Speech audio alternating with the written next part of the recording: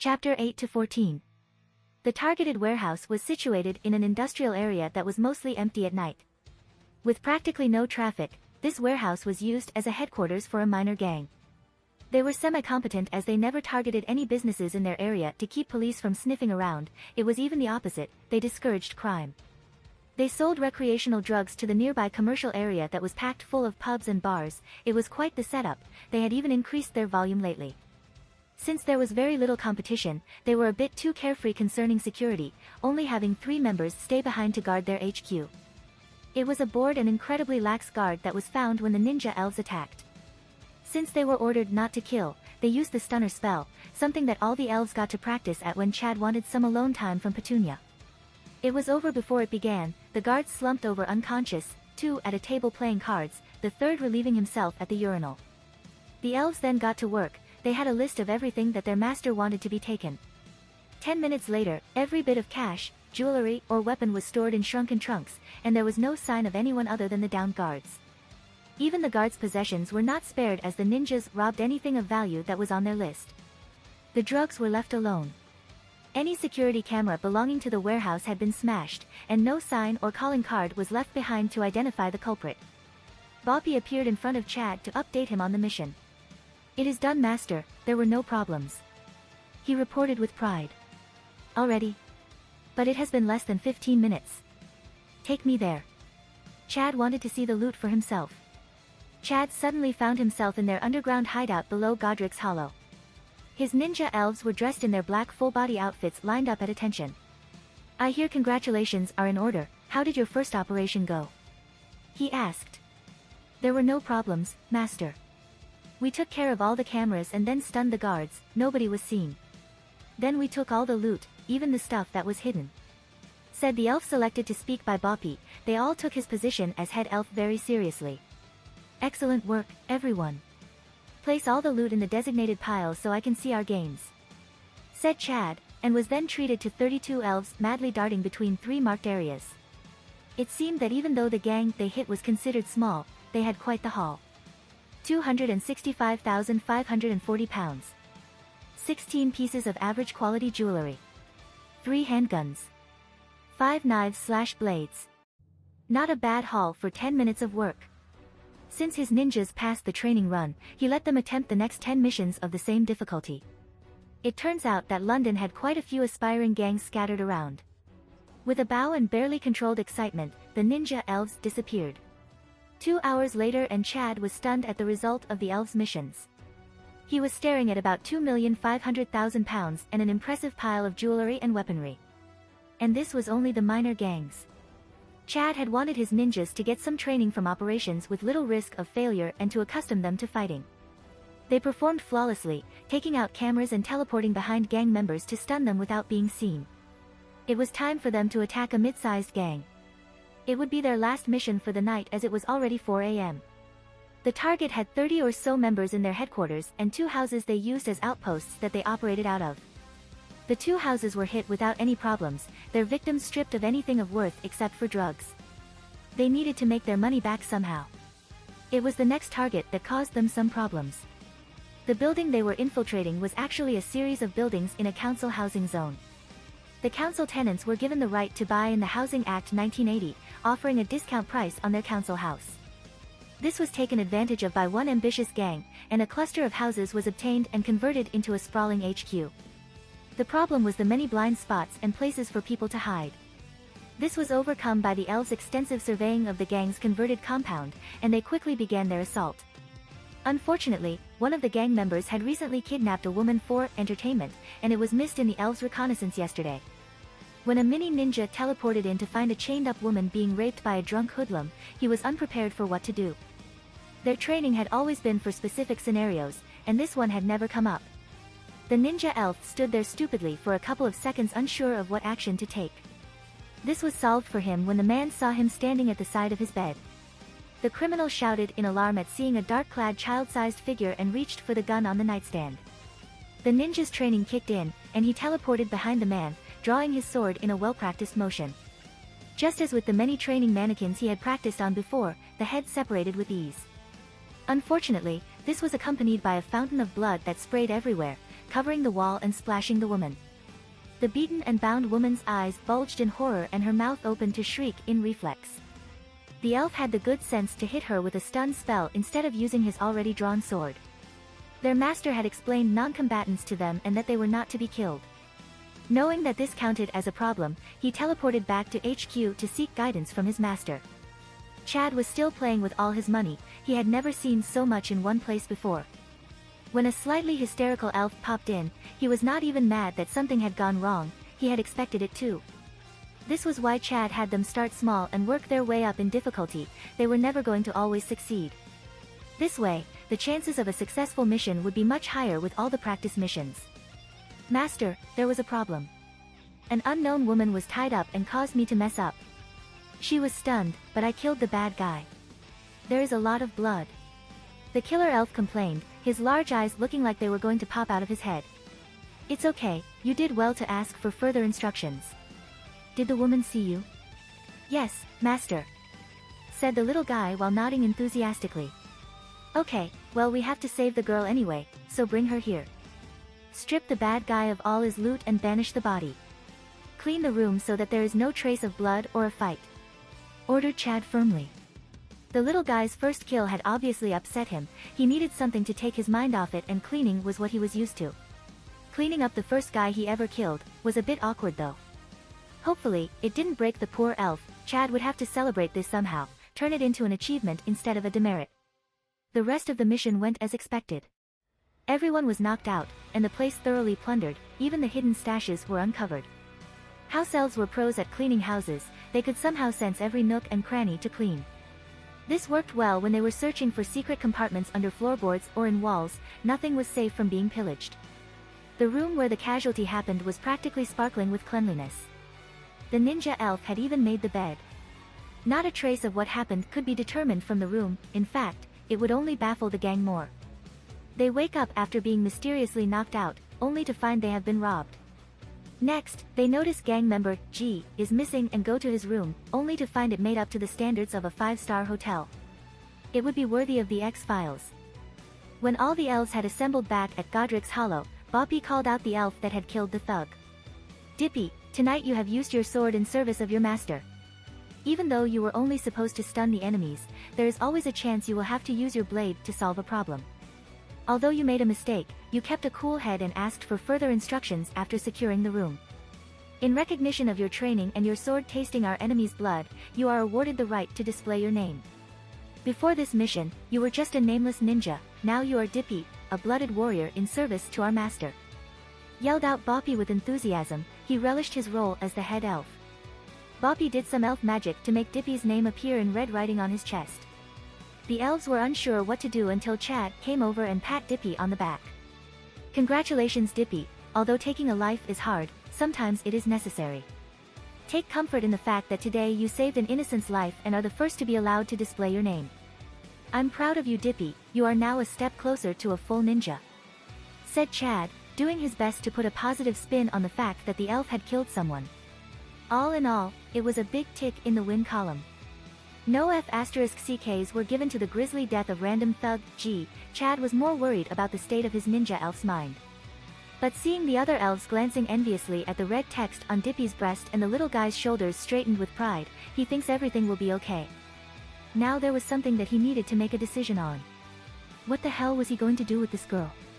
Chad had narrowed it down to 2 options as he paced back and forth in front of the chair restraining a naked woman. He was distracted by the woman's beauty. She was an easy 8 out of 10 with her long blonde hair and perfectly proportioned body. He could have covered her to keep himself from being distracted, but you have to enjoy the small things in life. She wasn't blindfolded, as Boppy had done his thing and transformed him to look like an average white, adult male in a suit. Since she was not magical, he had the elves check. There was no need for mundane tricks to hide his identity. His only concern was what to do with her. He had yet to learn any mind-altering magic, and as much as he had faith in his elves, he didn't want them messing with people's minds. He could just drop her at a hospital, but he didn't want a story of mini ninjas getting around, especially with his raids in progress.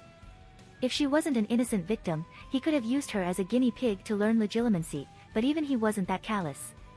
He would wait until he started to capture criminals. That left having her work for him. An adult muggle would be handy to have, especially if he wanted to start up a business. A young, beautiful white female would be a perfect frontman for his company. She could either use sex appeal to her advantage or be underestimated because of her gender. Besides, she was very easy on the eyes. While Chad waited for his newest minion to wake, he thought on the term muggle and the many fanfics that thought the word was offensive. After 30 minutes, he still believed that they should take a spoonful of concrete and harden the F***ck up. It was about as horrible as trying to hurt a white guy's feelings with racist jokes. If anything, it was amusing. Seriously, the people these days would try and find any excuse to protest about something. Most of the injustices were about as stupid as a slur for a non-magical. Chad personally thought the term muggle was excellent.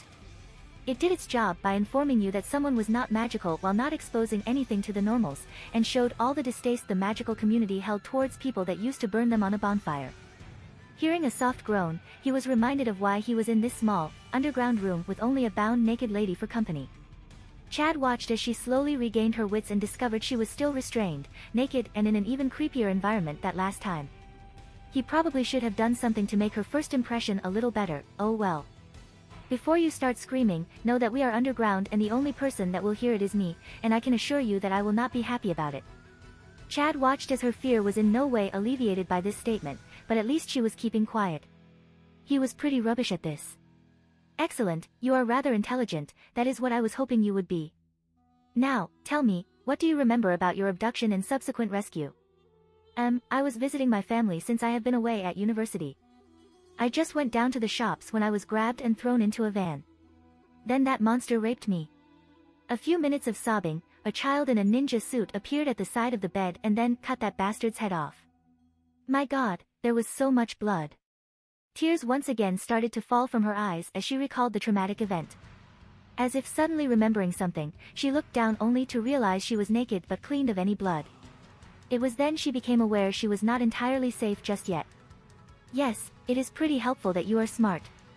You see, you being there was not part of the plan, and since we are not that immoral, we couldn't just leave you to your fate. And now here you are, and I'm unsure what to do with you. Obviously, I don't want to kill you. Otherwise, I would have just left you where you were, to be raped repeatedly by every gang member before they were tired of you and either sold you or killed you. But I cannot just let you go and tell everyone you were rescued by ninja children. Not to mention that the gang that has just been robbed would also be looking for news of you and the culprit. So you have a choice. Either I let my men test experimental mind-wiping techniques on you with possible side effects, or you work for me. Note that the second option is a lifelong commitment and betrayal is punished with death. Chad finished explaining. What would the work be? The girl asked with trepidation.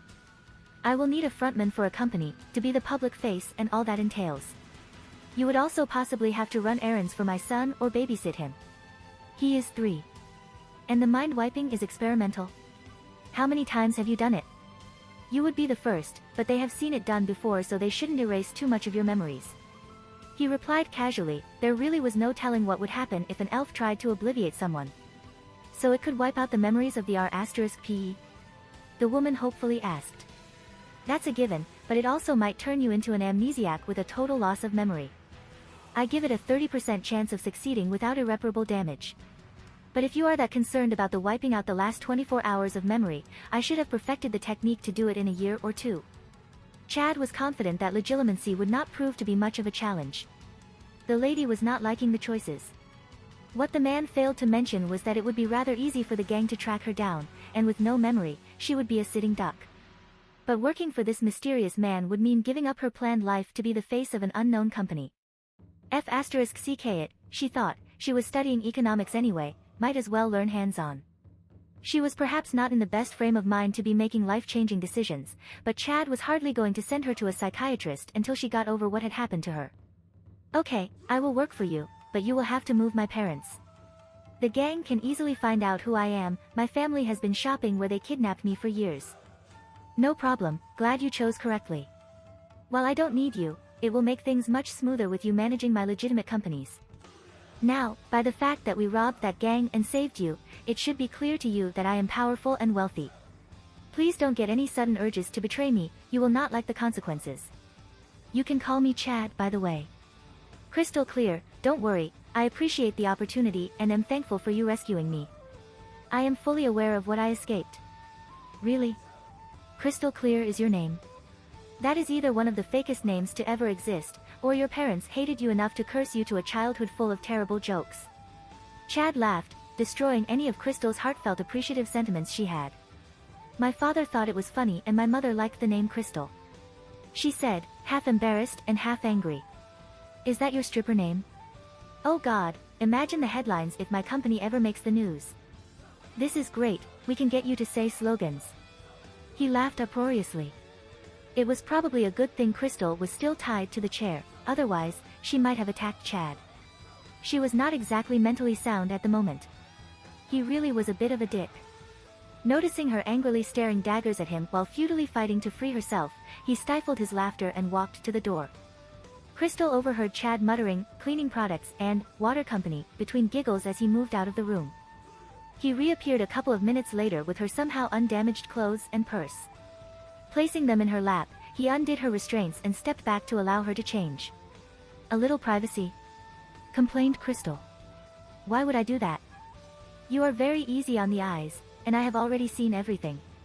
Chad reasoned, conveniently forgetting she was AR*PE victim and also now his employee.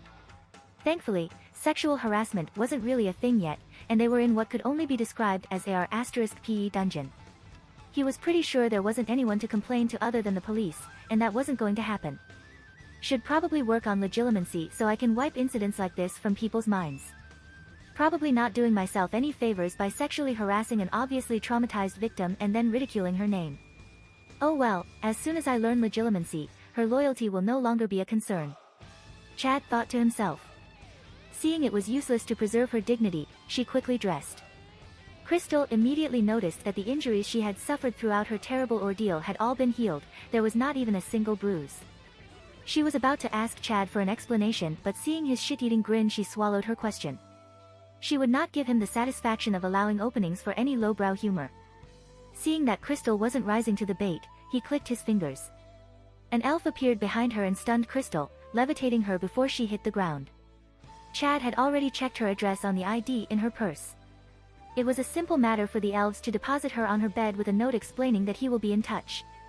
With his girl problem solved, he went out to check his updated HQ. With the massive influx of loot, he needed to upgrade the storage area. The weapons alone took up considerable space, and he wanted to arrange them like in the movies. There was a 50x50 meter room with rows of tables in the center. Along the walls were guns mounted in groups according to their type. The tables were covered in melee weapons and polished to a shine. It was a nerd's fantasy come to life, especially with the room adjacent to it displaying his jewelry and cash. He felt like a mafia boss from one of the games he used to play. Seeing visible proof his plans were coming to fruition caused a huge smile to break out on his face. The smile quickly evaporated as he realized he had to go home and be mothered to death. Crystal had turned out to be an excellent investment. She had handled organizing her parents to move and explaining why very efficiently. Since the house elves would handle the actual moving, Crystal had her family out of the house 2 hours after waking up. Since he was looking for a house for the Clear family and needed a starter company to launder his cash, Chad saved time and just started a real estate company. Elfin Incorporated was born, and the startup cash was handed to Crystal for her to try and make it look less illegal. Luckily, she had 2 years of studying economics to give her a hint as to how to go about starting up a company with unexplained funds. Chad had once again been reminded that he should start his training into legitimacy. It would solve a lot of problems if he could just Jedi mind trick people. Picking out a couple of rundown houses in a decent neighborhood had been the next step. Acquiring property that was cheap because of the poor condition of the buildings was the trick to starting his legitimate money-making scheme. That and an army of house elves to magically fix the place up. With zero overheads involved in flipping the properties, they could even use fake expenses for tax write-offs. Crystal's father was also an electrician and could be employed to claim more expenses while fixing his need for a job change. The only thing that couldn't be faked was the material costs. But Chad planned to use the materials to turn his underground HQ into an actual comfortable base instead of just dirt walls. The only thing they had to be careful of was selling houses too quickly and bringing suspicion onto their fledgling company. When Crystal moved her parents into one of the dilapidated houses she had just purchased under the company name, she was surprised that the inside did not match the outside. The outside of the building was a sorry-looking affair, with peeling paint and a very weathered appearance, but inside looked as if it had just been built. There was not a speck of dust anywhere, and all the surfaces were glistening. Since Crystal had already done all the paperwork and even somehow bought 5 houses with cash, Chad decided to introduce her to the workforce. It had gone surprisingly well, but he thought that mentioning how the two governments knew about each other was what made her finally accept magic was real. If the Prime Minister knew about it, then it just made it seem like a secret organization, not a fairy tale come to life. With the statute of secrecy explained to her, Crystal now knew that both governments would silence any fuss she made publicly, and she would be disposed of like an unwanted fart, quickly and with a lot of denials.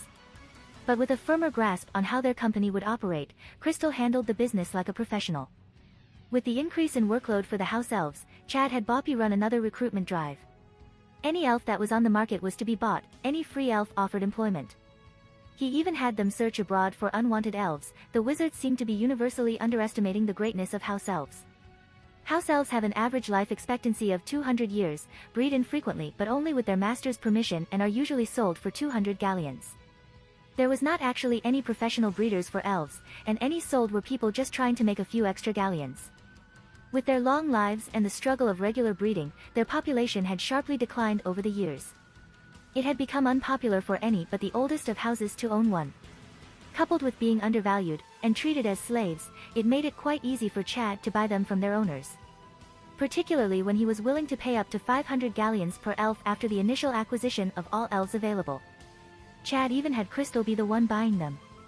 Having a bubbly young mudblood ranting about house elf rights and freedom while accompanied by a dressed-up and sad-looking elf made it all too easy for the purebloods to sell off their slaves. Especially when they thought they were overcharging. In fact, it had become a bit of a running joke between the wizards. Chad had Crystal dress up like a typical muggle-born witch and set up a stall in Diagon Alley buying all house elves available. He made it seem like a protest and that Crystal was going to release the elves after she had taught them independence. It was pretty much a rip-off of Hermione's ridiculous S.P.E.W. campaign. It also helped that Chad had started rumors of Hepzibah Smith's murder at the hands of her house elf. Everyone was laughing at her stupidity since everyone knew the cursed race would reject her ideals as vehemently as the wizards. So with a sneer, they sold their loyal slaves for a ridiculous price to them, and sat back to wait for the return of their elves once she freed them. Of course, those with something to hide kept their elves. Even wizards were not stupid enough to release an elf that knew all of their secrets. Since the elves were still robbing criminals blind, a paltry £2,500 was worth it for a teleporting ninja. Even the ministry got on board and sold all of their elves. Crystal did the same in every magical community in Europe, and wherever she went, Muggle criminals suddenly woke up to find themselves robbed. By Dudley's 4th birthday, house elves were as rare as rocking horse *T. By his 5th birthday, Chad had pretty much mastered the mind arts. With the many test subjects to practice legilimency on, he could read both surface thoughts and hunt for specific memories. With his occlumency set up to store memories like a computer, it was easy to file, retrieve or delete memories at will. The only thing that worried him was that he had no practice at defending his mind. It was now midnight and Chad was laying on a sofa in Godric's Hollow. It was time to banish some inner demons. Settling into the meditative trance he regularly did when practicing his mind magic, Chad searched for the foreign entity he had found when he had reached basic proficiency in occlumency. Because let's face it, it's plain as day, blind Freddy could have found it. Anyone with occlumency could sense a foreign invader. Hell, it was what it was intended for. A legilimency probe was practically using your soul to invade another soul and probe it for information. How else would you suddenly receive someone's thoughts and memories? Magic shenanigans filled in the gaps, so it didn't look like your spirit was leaving your body. The soul was everything, and Chad planned to eat one and find out what happens. Locating the parasite through its siphoning of magic from his soul, Chad latched onto it and pulled it into his mindscape. He appeared at the entrance to the ruined town. Facing him 10 meters away was a snake-faced man that could only be Voldemort. "Who are you?" "You're not the Potter child?" asked Voldemort, surprised at being confronted by an unknown adult. "Good work, Captain Obvious. I am, however, the owner of this body. The problem is Riddle, my eyesight is starting to deteriorate, and I'm pretty sure you are the reason," said Chad nonchalantly. "Don't call me that name." "Who are?" "We don't have to enemies, join me and together we can rule the world," shouted a bipolar Voldemort. His personality could change at the drop of a hat. "Are you serious? Why would you want to rule the world? It would be so much work, and you would be a target for every nutjob with a power complex. Tell me, what's your end goal, Voldemort?" replied Chad as he watched Voldemort battle with his need to lash out at something. To rule the wizarding world while the muggle filth learns their place cowering at my feet. I will be the most powerful wizard to live, and rule eternally. He shouted with passion. There are a few problems with that. First, the muggles far outnumber you and have weapons that would shred your inbred army. Second, the Dark Lord Dumbledore still rules Britain and influences the ICW. I don't like your chances. Said Chad, now sure that Riddle was missing more than a bit of sanity. What nonsense are you talking about? Dumbledore is the leader of the light. Nothing more than a weak-willed muggle lover. Shouted Riddle with fervor. It was now clear to Chad that he should never split his soul. He had entertained ideas of making clones by using parts of his soul, but after seeing firsthand its side effects, he decided to have nothing to do with it. Wow, I thought you had realized you were set up by Dark Lord Dumbles, but it is clear you never had any idea. The man was a master legilimens. Did you really think he never knew your plans while you studied at Hogwarts? With Dumbledore's patsy coming to the end of his usefulness, he needed someone else to fight against as the leader of the light. You, a poor orphan boy that happened to be the descendant of Slytherin himself, was a perfect choice. Did you really think that you had to return to that orphanage every year? All you had to do was go to the ministry. They would not stand by while a wizard was abused by muggles. The purebloods would have rioted. Dumbledore groomed you to become the Dark Lord opposed to his leader of the light. A sacrifice to boost his reputation and solidify his place as the ruler of the wizarding world. What do you think his plans were for Harry Potter? Raised in a house of abusive muggles, denied refuge at Hogwarts, a place he thinks of as home. Used as a champion of the light to oppose you but given no training or help whatsoever. You would have killed the new patsy and Dumbledore would have taken you out in retribution. Hailed as the avenger of Harry Potter, the boy who lived, and the vanquisher of the greatest Dark Lord, Voldemort. You are nothing but a stepping stone on Dumbledore's path to glory. Ranted Chad. First, he had to read about Dumbledore's glory in various fanfictions, now he had to witness Riddle's pathetic existence as nothing but a patsy. The modicum of respect he held towards Riddle for realizing the truth about Dark Lord Dumbledore disintegrated like a fart in the wind. He was just as pathetic as canon Harry Potter. Chad watched as Tom Riddle gaped like a fish out of water, revisiting his childhood memories with the wisdom of an adult. It was quite a sight to see how his face kept twisting through different expressions. That was until it remained on rage and Tom drew his wand and flung a spell at him. Avada Kedavra, Riddle shouted, rage fueling the spell. Chad just teleported to the overseer's chair and turned on the monitor. It was hooked up to the many security cameras all over the town. It was the first test of his mental defense. He wanted to make the most of it. Chad wanted to test his mind's protection against the man rumored to be the greatest legilimens alive. It quickly became apparent that Voldemort was off his game. After yelling and destroying things with spells, he calmed down and headed for the tallest building visible at the center of town. Along the way, he battled roving bands of raiders taking potshots at him. He quickly dispatched them with spells but not before 1 or 2 bullets hit him. Every time he sustained damage, his physical form faded slightly. While battling one group, he accidentally disturbed 5 mummified corpses, causing them to rise from their slumber. With only knowledge of Inferi, he was unprepared for their speed and sustained damage from a feral ghoul that launched itself at him from 4 meters away. When he finally reached the fort, he was not as substantial as he looked when Chad first met him.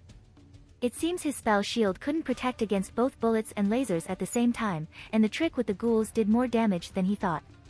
Chad watched him battle his way through the raider camp with great amusement. The fact that his progress in wiping them out made not one bit of difference to reaching his mind was very satisfying. As the last raider had his chest blown apart by a reductor curse, Chad mocked him through the loudspeaker on the wall above Riddle.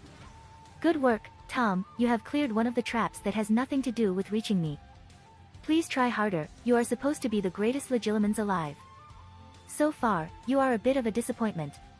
After Voldemort's temper tantrum, Chad threw more squads of raiders, ghouls, mole rats and even a few super mutants at him. It was not long before a transparent Tom Marvolo Riddle was trying to flee the apocalyptic town of death. That was rather underwhelming. Is hiding your mind really that hard to fight against? I wonder what it's like invading a trained wizard's mind. Chad said to himself, but his musings could wait. For now, he had a soul to eat.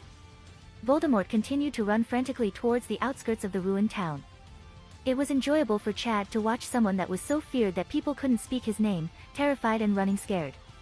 He wondered what Voldemort's plan was, as there was no escape other than leaving Chad's body, and that meant certain death for the damaged soul parasite. Even before Chad forced a confrontation, it could not survive without leeching off his soul. The parasite had been involuntarily severed from Riddle's soul when his own curse rebounded. Unlike a Horcrux, it had no anchor to this realm other than Chad's soul. There was no escape for this little part of Voldemort. Chad found it futilely trying to pass through the boundary of the town, a barrier stopping it from escaping. Voldemort was barely visible, the representation of his will had been eaten away by the constant attacks. With his opposition so weak, Chad reached out a hand and concentrated, trying to force his will over what little of Voldemort's remained. With a sudden scream of defiance, all that was left of Voldemort was a Vault-Tec holodisc. Chad had been wondering, how could he integrate the massive amount of information that was stored in a soul, into his own without corrupting it? Since he used a computer as a filing system for his mind, then it was only logical to force his defeated opponents into something capable of integrating with it. Going with the Fallout theme, he made a Vault-Tec computer capable of reading holodiscs in one of the less ruined buildings. There was no way he was bringing it into the Overseer's room and plugging it straight into the computer that controlled his mind. If Voldemort was only playing possum and was then connected to the central mainframe, he could take control. It was his core that held his personality, memories, and will. So no, Chad would be editing foreign souls outside of his defenses to make sure there was no chance of being wiped out. After plugging in the Tom Riddle holodisc at the computer, a massive list of files appeared. Even though Chad knew very little about coding or viruses, his magic obeyed his will and provided what he needed. After all, he also didn't know enough to create humans or energy rifles, but his imagination had a troop of raiders patrolling the town. After a few programs separated the entirety of Riddle's soul into categories, he was in business. First, all of Riddle's surviving personality was deleted. This didn't erase part of the soul piece, no, it merely cleansed it, much like reformatting a hard drive. Next to go was memories of little benefit to Chad, such as all the killing of Muggles, time spent roving the world and his childhood. All that was kept was knowledge of essential locations such as the Horcruxes, Hogwarts, and the likes, the list of Death Eaters, training sessions from instructors he managed to find, and all his spells and magical knowledge. After running several scans on the holodisc to make sure he had eliminated any chance of Riddle's will surviving, he then deemed it safe to take to the Overseer's office. At this point, if Riddle had somehow managed to preserve a sliver of will to retaliate, Chad would be able to easily crush it even if it was in his core computer. Riddle would merely be able to view some memories before Chad caught and destroyed him. Still, Chad was a paranoid bastard. Magic could achieve practically anything with enough imagination. As a further precaution, he made a holodisc and copied all Riddle knew about mind magic. Then he teleported to the raider boss's room and made a safe to store Riddle's holodisc in. After resetting all of his mind's defenses, he teleported to the Overseer's office and plugged in the mind magic disc. Part of the reason Chad didn't just simply absorb all of Riddle's soul was that he didn't want to be influenced by his mindset concerning magic. It was also why he had yet to pick up a wand. Once you got used to doing something, it was hard to break the habit. Wandless magic was not hard to do, sure it took a bit of concentration and willpower, but that was about it. Wizards are taught from young that they need wands to do magic and that only the most powerful can do it wandless, and even then, only with simple spells. They conveniently forget that accidental magic is wandless and capable of complex spells. Harry blew Aunt Marge up like a balloon, causing her to float around the ceiling. He could never do that with a wand, he would have to invent a spell with wand movements and some bastardized Latin first. Then continually practice it. Chad's theory was that wizards had dulled their imagination, forgot that magic was about will, not wand movements and spells. He planned to have a solid foundation in wandless magic, using only his will to change reality before he polluted his mindset with other people's magical theories and laws. The less he was influenced now, the less he was infected with wizard stupidity. But since he had a solid base in mind magic, he wanted Riddle's ideas and experience to augment his own. An hour after he had uploaded the mind magic file into his own, he was utterly baffled at what passed for a master legilimens in the wizarding world. He had thought that Riddle's poor performance had been due to only being a tiny part of his soul and low on willpower. Sadly, that was his modus operandi. He just charged through defenses like a bull in a china shop, there was no subtlety at all. But that didn't seem to matter as the few occlumens he encountered had really shitty defenses. They were either the classic castle set up with dragons or a shield of memories, either fake or irrelevant ones. The latter was rare and mostly done unsuccessfully, it was rather easy to make you think of something with a Cruciatus curse. The only exception was Snape, that guy had a pretty decent setup. No matter how Voldemort tortured him, there was never any variation. Though the problem with such a mental defense like this was that there was no defense. You were simply hiding your important memories like a grain of sand on a beach. If the person didn't care about your mental health, all they had to do was keep destroying them. Sooner or later they would run out of places to hide. Even though the techniques were worthless, the experience of others' mindscapes was worth it. Now Chad wouldn't be operating blindly if he ever encountered a shielded mind. With these pathetic techniques Voldemort used, he was no longer afraid of an attack. He teleported to the safe Riddle's holodisk was in, copied everything onto a black disk and then erased it. Chad now held a piece of pure soul, untainted by any personality, will or memories. Willing it to become something small and edible, he swallowed the now pill-shaped soul. Immediately he felt the effects, his physical representation of his willpower glowed with a golden light. After it subsided, he sensed that his mental body had become even more substantial. Whereas Riddle's had become barely visible, Chad's had become more stable. And this was only a small part of a soul. He would have to start retrieving Riddle's Horcruxes and drain them of tasty soul goodness. Opening his eyes, Chad found Boppy leaning on his elf-sized pimp cane while staring at him. After Boppy and the two chefs saw the ninjas get their swords, they had become envious. To stop any problems before they started, he had two chef knives and a pimp cane with a hidden blade made for them. Of course, they were also fully tricked out with enchantments. The Japanese company where he bought his blades had made him a VIP customer after all his custom orders. Did everything go as planned, Master? Boppy inquired. Better than I thought. It seems we greatly overestimated Riddle's skill in mind magic. Can you fetch Crystal? Might as well take care of her mental trauma, she has dealt with it long enough. Chad said as he watched Boppy disappear. Moments later, the sleeping form of Crystal Clear was at his feet. Since her kidnapping 2 years ago, she had been putting up a brave front, channeling all of her energy into the business and himself. Chad, as his child self, had been a beacon of light for Crystal, something that gave her a purpose. With a bit of deception, grown-up Chad introduced toddler Chad as his son and informed Crystal that he would be managing the legal side of his empire. It was her job to teach him all he needed to know and to be his guardian. There had been a backstory about evil wizards and hiding in a Muggle family for safety, but she had eaten it up and took to her role with gusto. To be fair, she had suffered a very traumatic experience and he had done nothing to help her through it. Instead, she latched onto little Chad and her role as his teacher to deal with her pain. It had worked rather well, and he was extremely pleased with her, even if he did creep her out with his mature thoughts now and then. So now that he was considered a master of mind magic, and had all of Riddle's experience in altering people's minds, he deemed himself ready to fix Crystal's problems. In the end, it was quite a simple process. He could have helped her before now, but he was afraid of inadvertently causing her to become retarded. Messing around in criminals' minds was one thing, messing with Crystal's was another. He quite liked his Muggle minion. He dulled the day she was kidnapped down to a vague recollection. She would remember that it happened, but it would be like remembering what she had for breakfast 3 weeks ago. He was not so surprised at her fixation on him as her driving purpose and even strengthened it.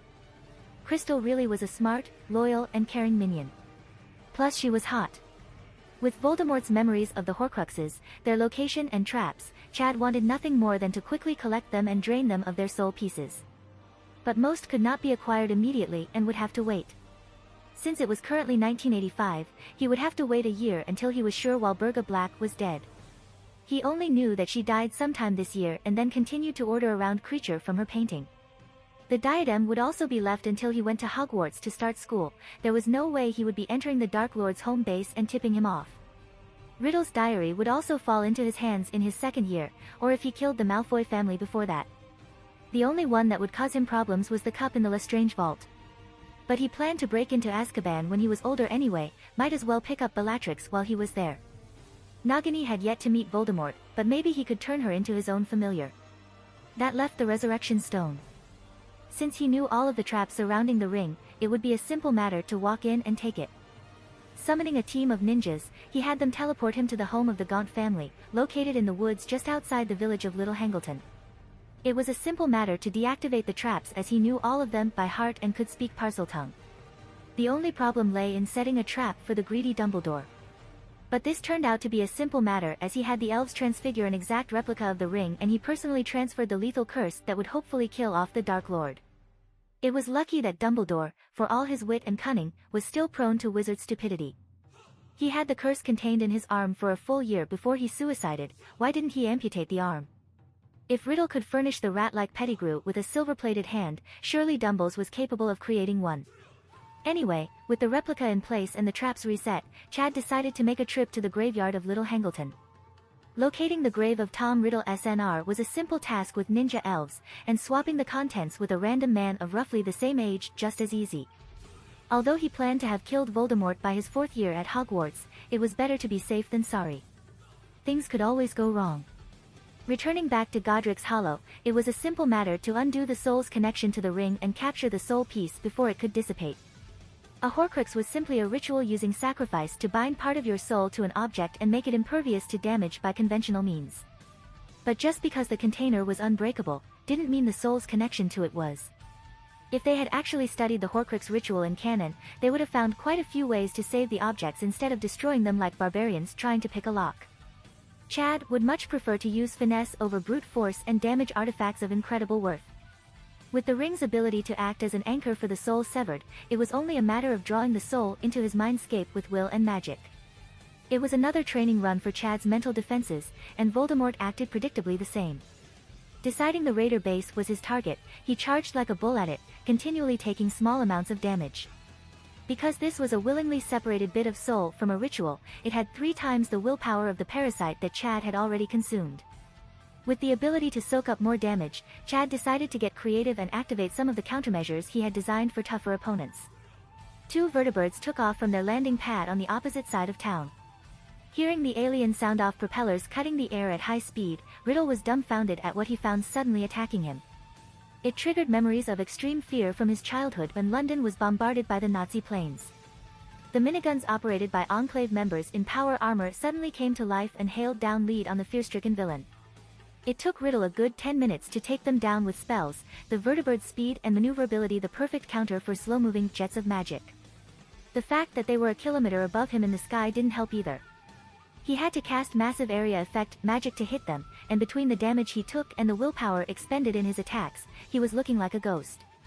It didn't take long before another Riddle holodisc was inserted into his quarantine computer to see if it held anything new. Since it was a soul fragment taken from earlier in Riddle's life, it only held fewer memories than what Chad already had. A complete format, and it became a tasty treat to boost his own willpower, increasing his ability to cast wandless magic. Thinking it best not to overdo it with the soul eating in case it had adverse effects, Chad turned his mind to his other plans, buying up land. Since England was practically home to wizards and was under scrutiny from most of the world, he decided to invest overseas. There was a particular country that the United Kingdom of Great Britain had a history of emigrating to that would suit Chad's purpose. He wanted a first world country that had massive tracts of land, yet was sparsely populated, and the best choice was Australia. It was part of the British Empire but became basically independent in 1931. The final constitutional ties were cut in 1986, giving him a year to take advantage of the lax immigration laws. He had Crystal organize everything needed to obtain dual citizenship and booking the flights. It was then that he came across a peculiar problem. Harry James Potter did not exist in the English database. He had been born at Godric's Hollow during the height of the Wizarding War and was never registered in a Muggle hospital. This allowed him to do away with the common name of Harry and legally change his name. Harry was only an abbreviation for Henry, another name he wasn't too keen on and didn't sound at all worthy of a wizarding lord. Chad didn't want to be just another Tom, Dick, and Harry. The few similar names were pretty terrible wizard names also, but at least they were better than average old Harry. Hadrian equals dark-haired. Harrison equals son of Harry. Harold equals army power. These were the only names that could bear the abbreviated nickname of Harry without raising any eyebrows. The other alternative was to adopt the name of one of the Potter's ancestors. Hardwin Potter married Iolanthe Peveril of Godric's Hollow and inherited the Cloak of Invisibility since there were no male heirs in the Peveril line. In the end, Chad went for a bit of a mixture. Since Chad was not actually given the name Harry by the Potters, he thought that the least he could do was take on the name of Harrison since he was basically reborn from Harry. But he also decided to ditch the plebeian name of Potter and replace it with Peveril. Harrison Chad Peveril. It didn't really roll off the tongue, but it solved the confusion of his mixed names from his 2 lives. As many were wont to do, he could use his middle name as his first with his friends. With a bit of mind magic to enter it into the hospital files near Godric's Hollow, he had himself a new name. He didn't swear any magical oaths just yet as he was unsure if it would affect the quill of acceptance and his Hogwarts letter. While they were making a paper trail for his new identity, Chad also got himself adopted. Crystal was more than excited when Chad was legally her son and let it show by her goofy smile that regularly adorned her face. When the passports arrived, they were on the plane the next week. Crystal had organized all the paperwork, and Mind Magic helped expedite the citizenship process. They both now held dual nationality for the UK and Australia. Since Crystal was now a resident of Australia, it cut out a lot of the problems of starting up a branch of the Elfin Incorporated. Since the majority of the population was situated on the East Coast, it would be based in Sydney. There were plenty of areas where the houses were derelict, even if they were expensive neighborhoods. Her business sense tingling, she got straight to work. Chad, on the other hand, was more interested in the rich deposits of minerals that were scattered over the country. Muggles needed large amounts of manpower and machinery to excavate precious metals and stones. But thanks to his international recruitment over the last couple of years, he had an army of magical elves that could teleport. Chad was hoping that he could train them to find gold and diamonds that were mined in Western Australia. With the just over 1,000 Potter House elves, his wealth was going to explode once he had them organized at mining. The local wizarding community was based in Sydney, but wizards were dotted around the country. Apparently, there was a massive Quidditch addiction in Australia, and the competition was fierce between the different Aussie teams. This meant that Chad would have to warn his elves to be careful when on missions. He didn't want to draw the attention of the locals. Chad planned to buy up land for his home on the opposite side of the country from the wizard hub of Australia. Hopefully, he would be lucky enough to dodge most of the wizards and remain unnoticed until his foundation was firmly established. The southwest looked green on the maps, so he gave instructions to Crystal to start acquiring large blocks of land there. Now it was time for him to return to England. The week he had spent here must have been hell for Boppy. He had taken the role of Dudley while Chad was off exploring and must be ready to kill himself. With Crystal staying behind to buy up enough land for his own magical kingdom, Chad had to use a few Jedi mind tricks on the staff at both the airport and on the plane. But legilimency was second nature to him at this point, and it was too easy to have them dancing to his whims. An extremely long flight with poor in-flight entertainment later, and Chad was using elf travel to arrive back at Little Whinging to resume his role as Didykins. Boppy was not as shattered as he thought he would be with the loving care of Petunia Desley, but had a few choice things to say about the horse-faced muggle. Chad was glad to know that his faithful little minion could take his place so he could travel when his plans needed him to, and that would be a fair bit. When he praised his elf for a great job, Boppy just sighed and said it was his job as head Peveril House elf to help his master. It had taken a few days for his elves to get used to his name change, but led by Boppy and his dislike for the red-headed Potter devil woman, his minions adapted. Not much had changed in the Dursley residence. Chad's parents had showered him with love and food, the freak was still living in the cupboard under the stairs, and the weird cat lady across the street had an unhealthy interest in Harry. After turning 5, Harry had been trained in basic household chores, even assisting Petunia in cooking to take over eventually when he was proficient enough. Chad was quite happy to let him as he knew what Dudley would have grown up like. Oh sure, Dudley was just a child and innocent in this timeline, but did that mean that Chad had to help him out? Sure, he could mind rape the Dursleys into obedience and have Dudders grow up normally, but that would introduce way too many risks for himself. If word got back to the Dark Lord Dumbledore that Harry was a well-adjusted boy with a happy home life, he would be over to investigate before you could say obliviate. Not to mention that Chad fully planned to use Petunia and Vernon's memories as evidence of more of Dumbledore's evil nature. Frankly, there were too many reasons not to help out the poor innocent child being emotionally tortured and used for slave labor. Not to mention that Chad didn't particularly care about the Dursleys getting their comeuppance in this reality. Ken and Harry really let the Dursley family off easily.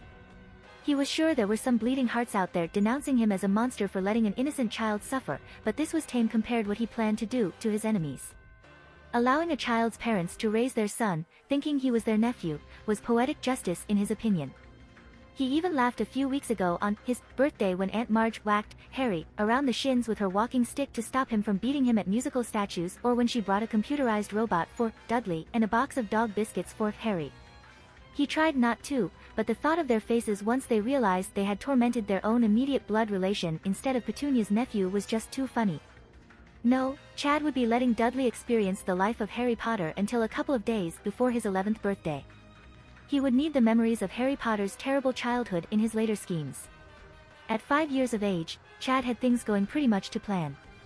While Harry was out doing the gardening and confirming his sh*t childhood for Dumbledore, he was inside playing Super Mario on his new Nintendo. Man, it had been years since he had played this. Chad had sent all of his elves except Boppy to Australia to mine everything valuable out of the ground.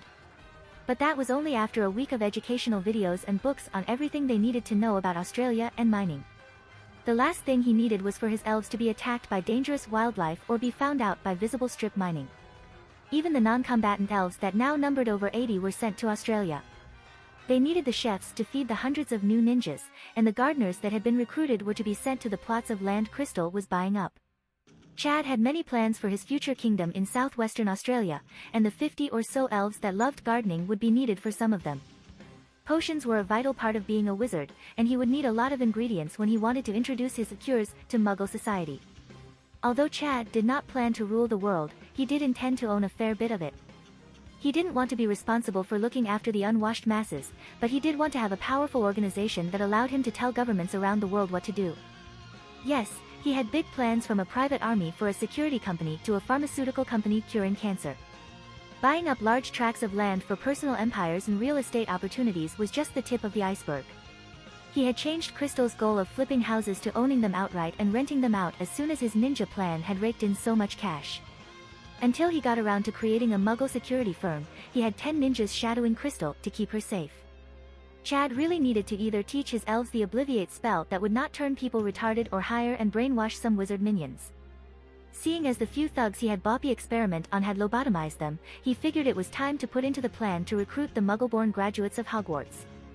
That they had learnt the value of their Hogwarts diploma was not worth the parchment it was written on would greatly help the recruitment process.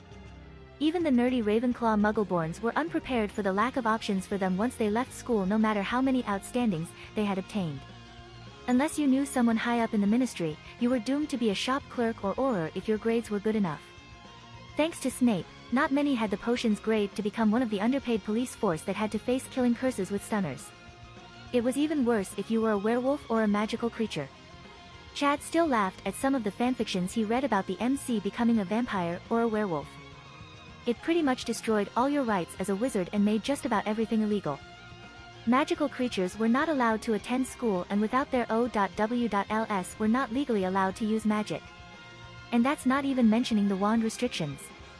Dumbledore took a considerable risk having Lupin attend Hogwarts, which was why no other werewolves also had the same opportunity. It was also why the werewolf incident with Snape was hushed up without any penalties. Dumbles would be crucified if it was ever made public. There would have been liberal use of mind magic that day. Chad had no plans to recruit any werewolves until he had found a cure. Their disease was just too easy to spread for the risk to be worth the effort. The same for vampires. To employ someone that could not work in the sunlight or near garlic was ridiculous. Much better some fresh-faced naive fools with fundamental training that would jump at the chance to sign a magical contract for minimum wage. With about 10 Muggleborn graduating from Hogwarts a year, there should be plenty of sad saps out there looking for a job. Although wizards and witches were stupid, they were surprisingly cunning in railroading Muggleborns into their place at the bottom of society. It took a certain amount of guile to take an open-minded magical child that was raised in the mundane world until 11, and turn them into a sheep to be led to wherever the purebloods wanted them to go after 7 years of schooling. No Muggleborn returned to the Muggle world and used the massive cheat that was wand magic to make a fortune. There were not even that many that left England in search of fair treatment, and there was 0 of them that brought mundane ideas into the magical world. Mostly because innocent-sounding laws prevented a lot of innovation and immigration, but mostly because they had their common sense drained from them after being indoctrinated into the magical world. And Chad had absolutely no plans of changing this. It would be a fertile environment to take advantage of and make it oh so much easier to make them dance to his tune. Upgrading magical technology and uplifting their society would only be done if he had enslaved the wizarding world. There was no way he was going to arm them with new ideas and weapons to use against him. You would have to be a retard if you thought you could change the mentality of a community that was stuck in the Middle Ages after giving them some new dresses or a magical phone. The fanfictions that Chad had read about opening shops or malls with fresh new ideas that had never been thought of before and being hailed as a genius would never happen. Sure, you could do it and make some money, but if the purebloods didn't kill you off and steal all your sh*t, all you would do was kickstart an age of wizards that would use your ideas as a base to improve their own creativity. And as Chad quickly found out with magic in the Potterverse, your magic was only limited by your willpower and imagination. Well-coordinated Death Eater raids thanks to phones, magical guns that would definitely be banned by the Ministry that only allows stunners, civil war thanks to Muggleborn's kickstarted creativity and finally utilizing their Muggle heritage. And most importantly, wizards with access to the internet. Not on Chad's watch.